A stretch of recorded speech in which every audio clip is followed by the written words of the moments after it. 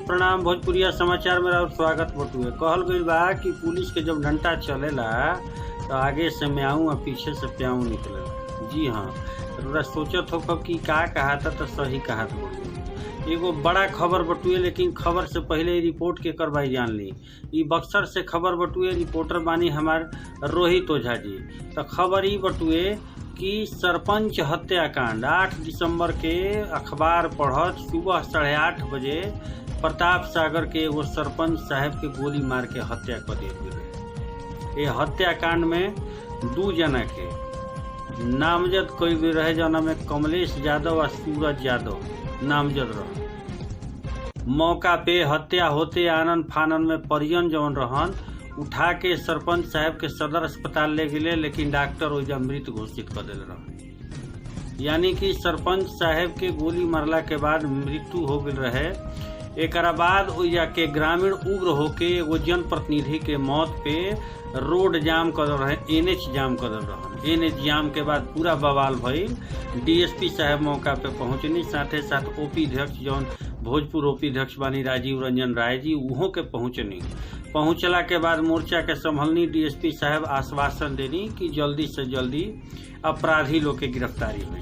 Police लगातार छापामारी अभियान चलेलस, लगातार छापामारी अभियान चलेलस। एसपी नीरज कुमार सिंह के सख्त आदेश रहे कि कोनो भी हालत में इस सरपंच हत्याकांड के अभियुक्त की गिरफ्तारी होके के चाहिए। इस सख्त आदेश तामील होते माने आदेश फरमान होते भोजपुर ओपी अध्यक्ष राजीव रंजन राय लगातार छापामारी अभियान चले। यह छापामारी अभियान के देन भइल कि अंततो गतवा ई 2 जना पुलिस के डंडा के डर से जाके कोर्ट में सरेंडर कर दिया। जी हाँ, तब ब्रेकिंग खबर बा। 8 दिसंबर के सरपंच हत्याकांड के 2 अभियुक्त सूरज यादव और कमलेश यादव आत्मसमर्पण कर दिले बालो। ये दोनों जना कोर्ट में जाके सरेंडर कर दिले बालो।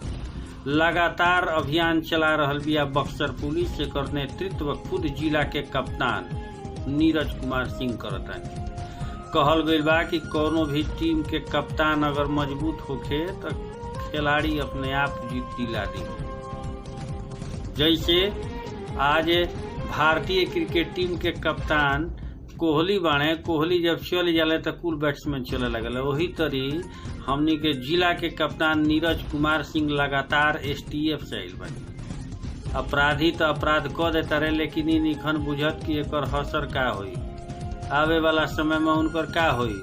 अंततो गतवा उनकर भीतर जाही के बटुआ। ऐसने भइल 2 गो अपराधी सरपंच हत्याकांड के कोर्ट में सरेंडर कर दिले बालो। ओपी अध्यक्ष राजीव रंजन राय लगातार छापामारी अभियान चलेनी, जेकर परिणाम भइल कि 2 जना, ये दोनों जना प्रतापे सागर गांव के हलो। यानी कि ये दोनों जना प्रताप सागर जिनकर नामजद अभियुक्त रहे लोग, ये लोग सरेंडर कर दिले बा। तो रौरा सबसे निहोरा बा कि बड़ा मेहनत होता भोजपुरिया समाचार चैनल के खबर रौरा सब भी पहुंचावे में। रौरा सबसे निहोरा बा, हाथ जोड़ी बा कि खबर के खूब शेयर करी। सब ही ना कि देख के छोड़ दिया ना, एकरा के शेयर करी, लाइक करी, सब्सक्राइब करी। गोड़ लागतानी। प्रणाम, नमस्कार।